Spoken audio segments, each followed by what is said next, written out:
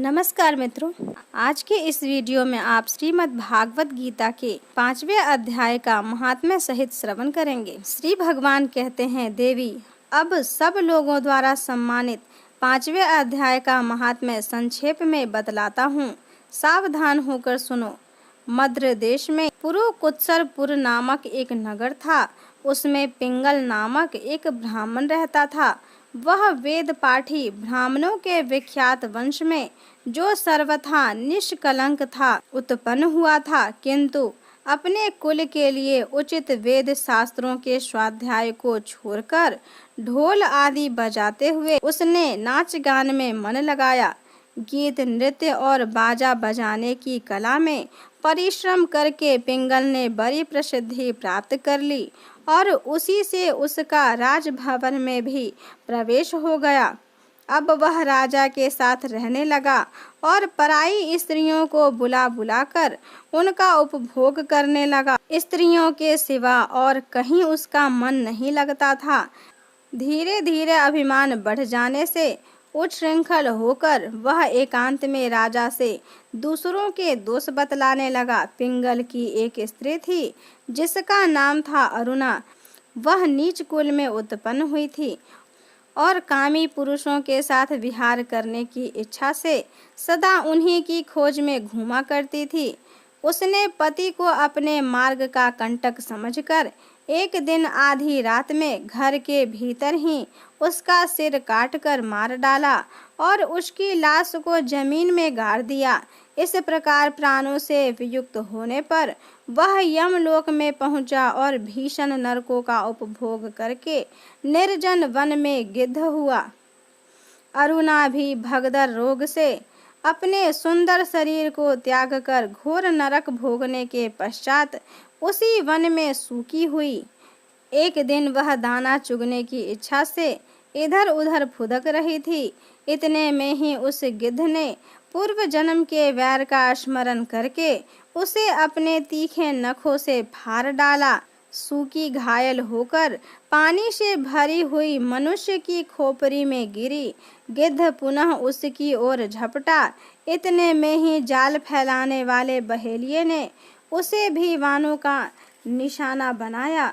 उसकी पूर्व जन्म की पत्नी सूकी उस खोपड़ी के जल में डूबकर प्राण त्याग चुकी थी। फिर वह क्रूर पक्षी भी उसी में गिरकर डूब गया। तब यमराज के दूत उन दोनों को यमराज के लोक में ले गए। वहां अपने पूर्वकृत पाप कर्म को याद करके दोनों ही भयभीत हो रहे थे। तदंतर यमराज ने जब उनके घृणित कर्मों पर दृष्टिपात किया तब उन्हें मालूम हुआ कि मृत्यु के समय अकस्मात खोपड़ी के जल में स्नान करने से इन दोनों का पाप नष्ट हो चुका है। तब उन्होंने उन दोनों को मनोवांछित लोक में जाने की आज्ञा दी। यह सुनकर अपने पाप को याद करते हुए वे दोनों बड़े विस्मय में पड़े और पास जाकर धर्मराज के चरणों में प्रणाम करके पूछने लगे, भगवन, हम दोनों ने पूर्व जन्म में अत्यंत घृणित पाप का संचय किया है, फिर हमें मनोवांछित लोक में भेजने का क्या कारण है, बतलाइए। यमराज ने कहा, गंगा के किनारे वट नामक एक उत्तम ब्रह्मज्ञानी रहते थे। वे एकांत सेवी, ममता रहित, शांत, विरक्त और किसी से भी द्वेष न रखने वाले थे। प्रतिदिन गीता के 5वें अध्याय का जप करना उनका सदा का नियम था। 5वें अध्याय को श्रवण कर लेने पर महापापी पुरुष भी सनातन ब्रह्म का ज्ञान प्राप्त कर लेता है। उसी पुण्य के प्रभाव से शुद्ध चित्त होकर उन्होंने अपने शरीर का परित्याग किया था। गीता के पाठ से उनका शरीर निर्मल हो गया था। जो आत्मज्ञान प्राप्त कर चुके थे उन्हीं महात्मा की खोपड़ी का जल पाकर तुम दोनों पवित्र हो गए थे। अतः अब तुम दोनों मनोवांछित लोकों को जाओ, क्योंकि गीता के 5वें अध्याय के महात्म्य से तुम दोनों शुद्ध हो गए हो। श्री भगवान कहते हैं, सबके प्रति समान भाव रखने वाले धर्मराज के द्वारा इस प्रकार समझाए जाने पर वे दोनों बहुत प्रसन्न हुए और विमान पर बैठकर बैकुंठ धाम को चले गए। अब 5वें अध्याय का श्रवण कीजिए। अर्जुन ने पूछा, हे कृष्ण, आप कर्मों के संन्यास की और फिर निष्काम कर्मयोग की प्रशंसा करते हैं, इसीलिए इन दोनों में एक जो निश्चय किया हुआ कल्याणकारक हो उसको मेरे लिए कहिए। इस प्रकार अर्जुन के पूछने पर श्री कृष्ण महाराज बोले, हे अर्जुन, कर्मों का संन्यास अर्थात मन, इंद्रियों और शरीर द्वारा होने वाले संपूर्ण कर्मों के कर्तापन का त्याग और निष्काम कर्मयोग अर्थात समत्व बुद्धि से भगवत अर्थ कर्मों को करना, ये दोनों ही परम कल्याण के करने वाले हैं। परंतु उन दोनों में भी कर्मों के संन्यास से निष्काम कर्मयोग साधन में सुगम होने से श्रेष्ठ है। इसीलिए हे अर्जुन, जो पुरुष न किसी से द्वेष करता है और न किसी की आकांक्षा करता है, वह निष्काम कर्मयोगी सदा सन्यासी ही समझने योग्य है, क्योंकि राग द्वेष आदि द्वंद्वों से रहित हुआ पुरुष सुखपूर्वक संसार रूप बंधन से मुक्त हो जाता है। हे अर्जुन, ऊपर कहे हुए संन्यास और निष्काम कर्मयोग को मूर्ख लोग अलग अलग फल वाले कहते हैं, न कि पंडित जन, क्योंकि दोनों में से एक में भी अच्छी प्रकार स्थित हुआ पुरुष दोनों के फल रूप परमात्मा को प्राप्त होता है। ज्ञान योगियों द्वारा जो परम धाम प्राप्त किया जाता है, निष्काम कर्म योगियों द्वारा भी वही प्राप्त किया जाता है। इसीलिए जो पुरुष ज्ञान योग और निष्काम कर्म योग को फल रूप से एक देखता है, वह ही यथार्थ देखता है। परंतु हे अर्जुन, निष्काम कर्म योग के बिना संन्यास अर्थात मन, इंद्रियों और शरीर द्वारा होने वाले संपूर्ण कर्मों में कर्तापन का त्याग प्राप्त होना कठिन है और भगवत स्वरूप को मनन करने वाला निष्काम कर्म योगी पर ब्रह्म परमात्मा को शीघ्र ही प्राप्त हो जाता है।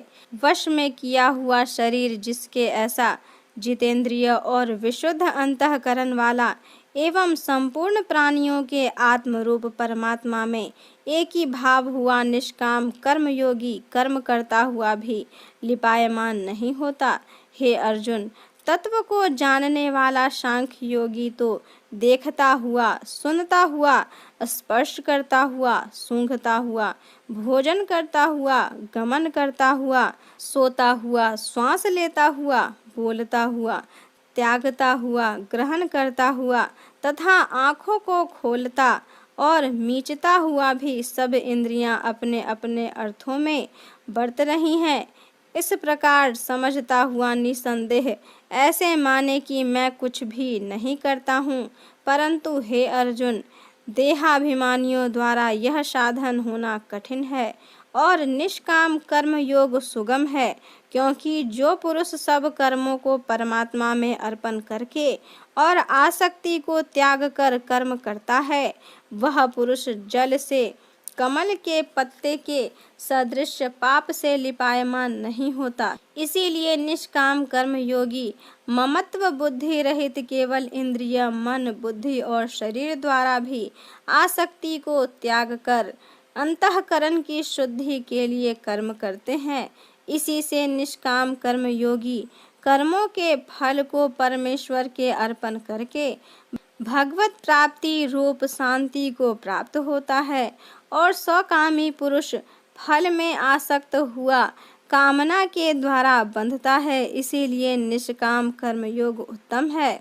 हे अर्जुन, जिसके अंतःकरण वश में है, ऐसा सांख्य योग का आचरण करने वाला पुरुष तो निसंदेह न करता हुआ और न करवाता हुआ 9 द्वारों वाले शरीर रूप घर में सब कर्मों को मन से त्याग कर अर्थात इंद्रियां इंद्रियों के अर्थों में बरतती हैं, ऐसा मानता हुआ आनंद पूर्वक सच्चिदानंद घन परमात्मा के स्वरूप में स्थित रहता है। परमेश्वर भी भूत प्राणियों के न कर्तापन को और न कर्मों को तथा न कर्मों के फल के संयोग को वास्तव में रचता है, किंतु परमात्मा के स्वकाश से प्रकृति ही बरतती है, अर्थात गुण ही गुणों में बरत रहे हैं।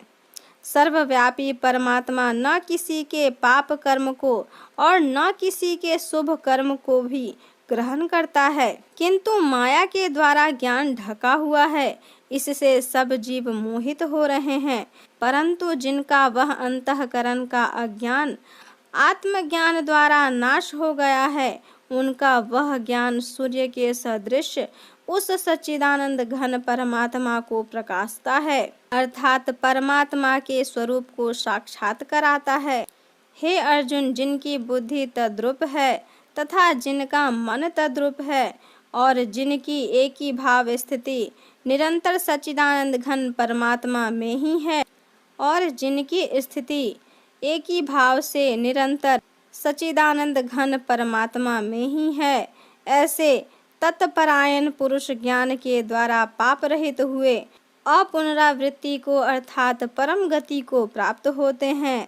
ऐसे वे ज्ञानी जन विद्या और विनय युक्त ब्राह्मणों में तथा गौ, हाथी, कुत्ते और चांडाल में भी समभाव से देखने वाले ही होते हैं। इसीलिए जिनका मन समत्व भाव में स्थित है, उनके द्वारा इस जीवित अवस्था में ही संपूर्ण संसार जीत लिया गया है, अर्थात वे जीते हुए ही इस संसार से मुक्त हैं, क्योंकि सच्चिदानंद घन परमात्मा निर्दोष और सम है।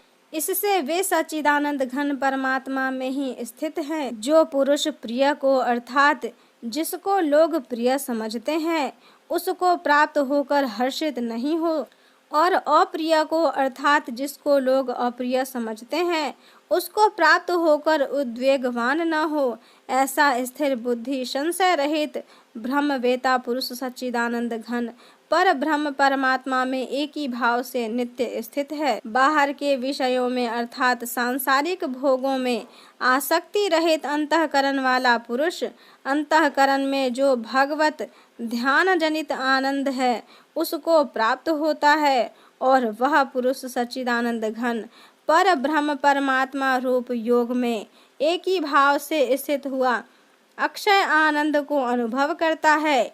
जो यह इंद्रिय तथा विषयों के संयोग से उत्पन्न होने वाले सब भोग हैं, वे यद्यपि विषयी पुरुषों को सुख रूप भासते हैं, तो भी निसंदेह दुख के ही हेतु है और आदि अंत वाले अर्थात अनित्य हैं। इसीलिए हे अर्जुन, बुद्धिमान विवेकी पुरुष उनमें नहीं रमता जो मनुष्य शरीर के नाश होने से पहले ही काम और क्रोध से उत्पन्न हुए वेग को सहन करने में समर्थ है, अर्थात काम क्रोध को जिसने सदा के लिए जीत लिया है, वह मनुष्य इस लोक में योगी है और वही सुखी है।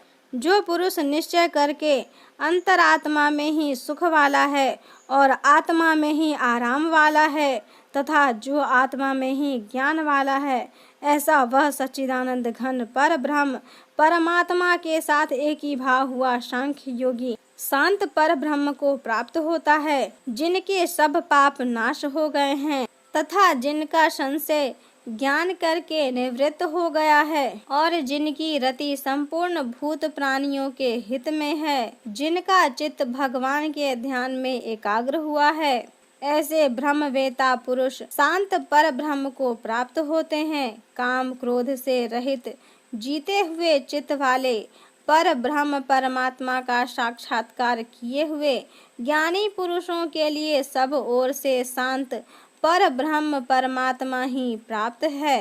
हे अर्जुन, बाहर के विषय भोगों को न चिंतन करता हुआ बाहर ही त्याग कर और नेत्रों की दृष्टि को भ्रिकुटी के बीच में स्थित करके तथा नासिका में विचरने वाले प्राण और अपान वायु सम करके, ऐसा मोक्ष परायण मुनि जिसकी इंद्रियां, मन और बुद्धि जीती हुई हैं, इच्छा, भय और क्रोध से रहित है, वह सदा ही मुक्त है। और हे अर्जुन, मेरा भक्त मेरे को यज्ञ और तपों का भोगने वाला और संपूर्ण लोकों के ईश्वरों का भी ईश्वर तथा संपूर्ण भूत प्राणियों का सुहृद अर्थात स्वार्थ रहित प्रेमी, ऐसा तत्व से जानकर शांति को प्राप्त होता है।